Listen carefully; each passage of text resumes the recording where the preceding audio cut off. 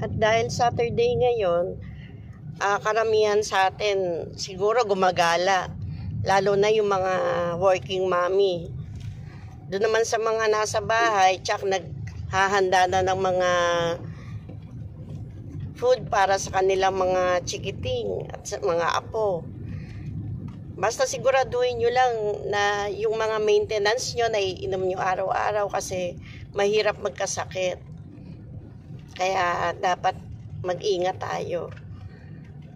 Mas maganda yung mga healthy foods. Iwasan mo na yung mga makolesterol.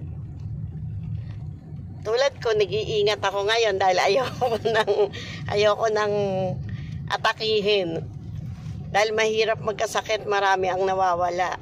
Bukod sa gastos, hirap pa ng katawan, tapos kawawa din yung mga mahal natin sa buhay na nag-aalaga sa atin pagka mga may sakit tayo.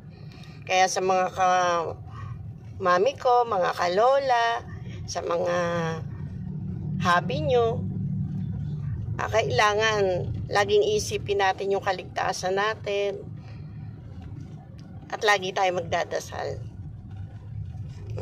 Mamaya ulit.